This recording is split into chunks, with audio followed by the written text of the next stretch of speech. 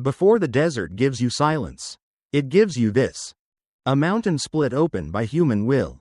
4 colossal kings staring across the burning edge of eternity. Stone faces so vast, so calm, so impossibly alive that they do not seem carved at all, but awakened. In the far south of Egypt, where the sun descends like judgment and the sands remember empires long turned to dust, Abu Simbel rises from the earth like a vision too grand for history, too deliberate for chance, and too powerful to ever be forgotten. At first glance, it feels unreal. The scale is overwhelming. The statues of Ramesses II do not simply guard the temple, they dominate the horizon. As if the desert itself had taken the shape of a god-king. Every surface seems charged with intent. Every shadow feels ancient. This is not architecture designed merely to shelter. This is architecture designed to declare immortality. A sacred monument cut directly into living rock. Built not just to honor power, but to transform power into myth. And yet Abu Simbel is more than spectacle. It is one of humanity's clearest messages across time, a statement carved in stone by a civilization that understood something terrifying and beautiful, that memory is fragile. And greatness must be made unforgettable. Here, art, politics, astronomy, religion, and ambition converge into a single breathtaking act of creation. This was not just a temple. It was a weapon of image, a theater of divine kingship. A masterpiece built to convince the world that Ramesses did not merely rule Egypt, he ruled the order of existence itself. But the deeper you look, the stranger it becomes. Because Abu Simbel was never only meant for human eyes. Twice a year, sunlight enters the great temple and travels through its dark inner halls to illuminate the sacred chamber at its heart. After passing through massive pillars and carved silence, the light touches the gods themselves, an event so precise, so theatrical, so cosmically deliberate that it still feels like an ancient secret unfolding in real time. This was stone aligned with the heavens, a temple not only built against time, but synchronized with the sky.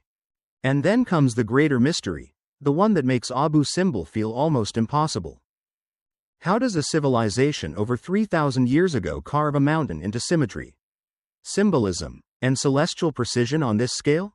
How did they turn raw cliff face into living mythology, shaping colossal figures, sacred chambers, battle scenes, and divine narratives with such confidence that even now, in the age of satellites and skyscrapers, the result still feels beyond comprehension?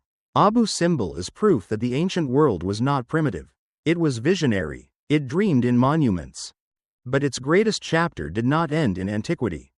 In the 20th century, the temple faced annihilation. Rising waters from the Aswan High Dam threatened to drown it forever beneath Lake Nasser.